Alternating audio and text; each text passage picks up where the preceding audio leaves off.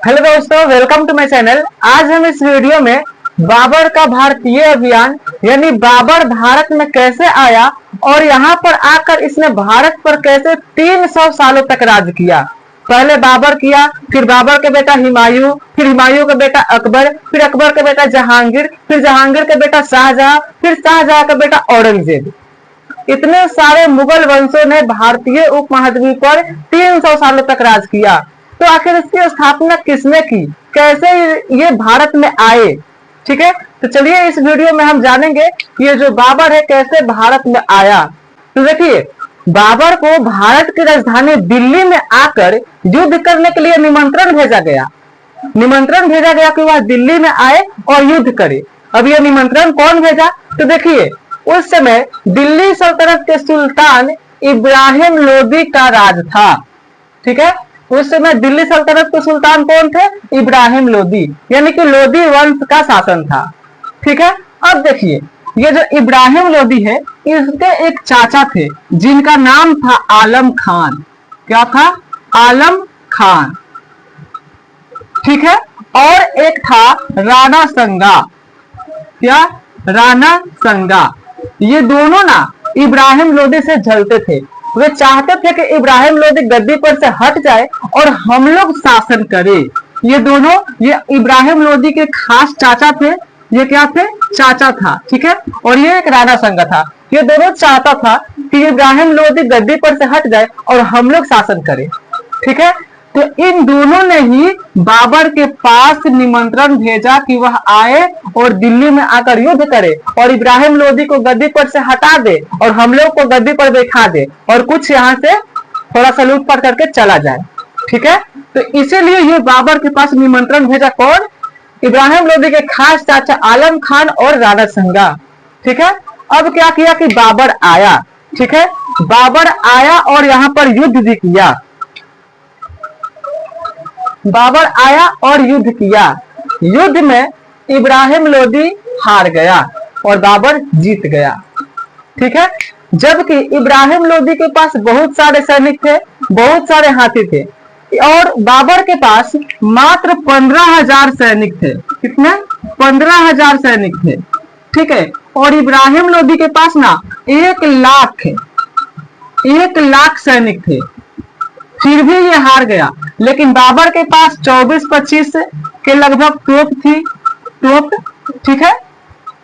और ये इब्राहिम लोदी के पास लगभग 1000 हाथी था, ठीक है। तो देख लीजिए, बस इस बाबर के पास क्या था, तोप था, जिसके कारण कि इब्राहिम लोदी हार गया, ठीक है। और इब्राहिम लोदी के विरोधी में इसके खुद आलम खान जो चाचा है और ये राणा संगा हो गए थे, ठीक है। तो बाबर के पास 15,000 ही सैनिक थे और कुछ तोपें थी। तो ये तोप युद्ध को जीतने में बहुत ही सहायता किया, ठीक है। तो क्या हुआ कि ये जो बाबर है ना, एक रणनीति के अनुसार आया। एक रणनीति के अनुसार इसने युद्ध किया, ठीक है।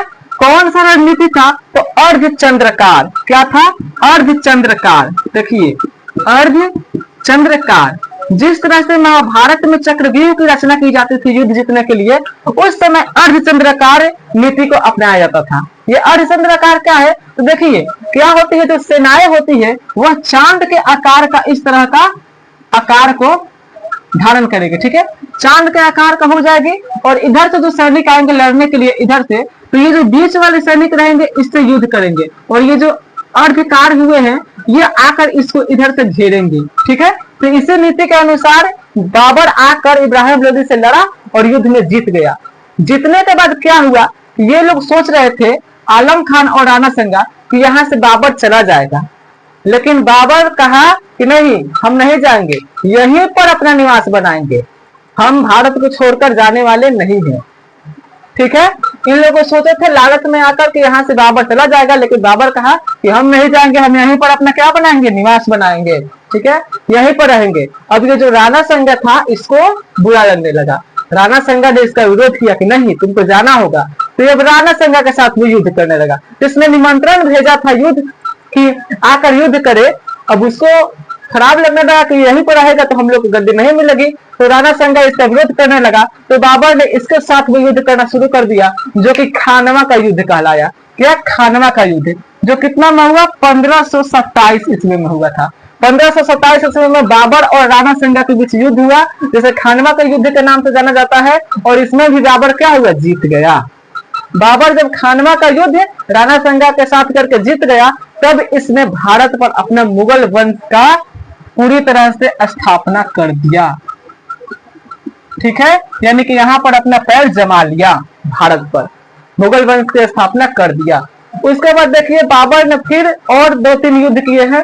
घाघरा का युद्ध इसने 1529 ईस्वी में किया, जो कि घाघरा नदी के किनारे हुआ। फिर चंदेरी युद्ध किया, जो कि 1528 ईस्वी में किया मेदिनी राय के साथ। और घाघरा युद्ध इसने महमूद लोदी के साथ किया था 1529 में।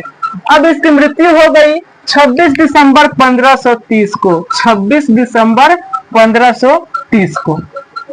ठीक है, और एक बात सुनिए, जब ये पानीपत का युद्ध आया था करने बाबर, जो दिल्ली में इब्राहिम लोदी और बाबर के बीच में युद्ध हुआ था, पानीपत का युद्ध 1526 ईस्वी में, जब वह पानीपत का प्रथम युद्ध जीत गया ना इब्राहिम लोदी को हराकर, तो उसने शाहरुख नामक चांदी के सिक्के, क्या? शाहरुख नामक चांदी के सिक्के काबुल वासियों को बंटवाया था, जहां पर इसने एक उपाधि प्राप्त की, कलंदर दानी। क्या? कलंदर दानी। कलंदर दानी का उपाधि को प्राप्त किया था इसने, कलंदर दानी। ठीक है, तो देखिए इसका मृत्यु कब हो गया? 26 दिसंबर 1530 ईस्वी को।